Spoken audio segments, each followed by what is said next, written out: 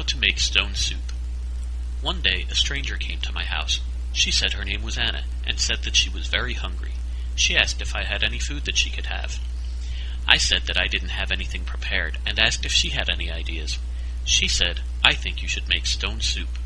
"Stone soup?" I asked. "I've never heard of stone soup. Can you tell me how to make it?" "Sure," Anna said. "All we need is this stone, and maybe a few other things, just to make it extra special. First, do you have a piece of chuck roast about this big?" "No," I told her. "Would a piece of pork loin work instead?" "Sure." She told me to chop it up into bite-sized pieces. Then she told me to melt some bacon fat in a large pot or Dutch oven, add the pork, and season with salt and pepper. Then she had me cook it over medium heat, turning a few times until the pork was browned all over. While the pork was cooking, Anna asked me what vegetables I had.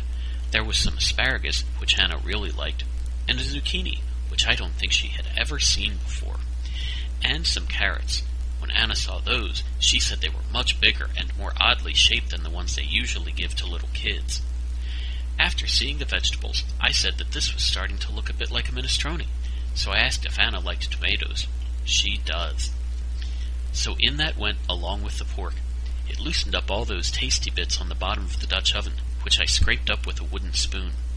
Finally, Anna asked me what herbs and spices I would normally add to a minestrone soup.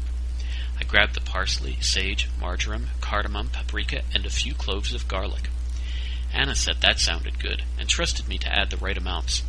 I started with a tablespoon of parsley and a teaspoon each of sage, marjoram, and cardamom. I gave everything a stir to start getting the herbs rehydrated. Then I started to dice the carrots. I wanted to get them into the soup quickly, and the cutting board was covered with asparagus and zucchini. Then I remembered a trick I saw at a campfire once. I was sure this was a bad idea, but I did it anyway. Now that the carrots were in, I could see the soup was much too thick, so I added 4 cups of water.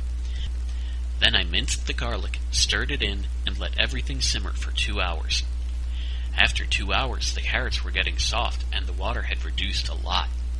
I checked the seasoning and added more salt and a couple of teaspoons of paprika.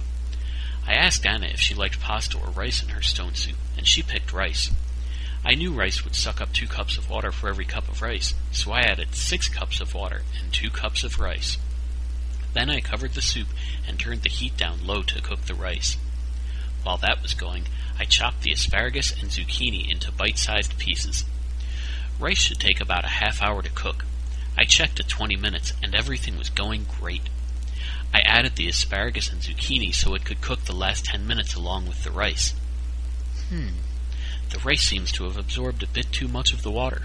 Maybe I should go with only 1 cup next time. I added more water and cooked another 20 minutes.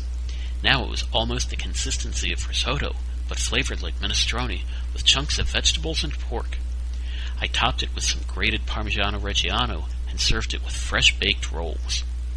I asked Anna if my stone soup was good. She liked it. I think she forgot to add the stone, though.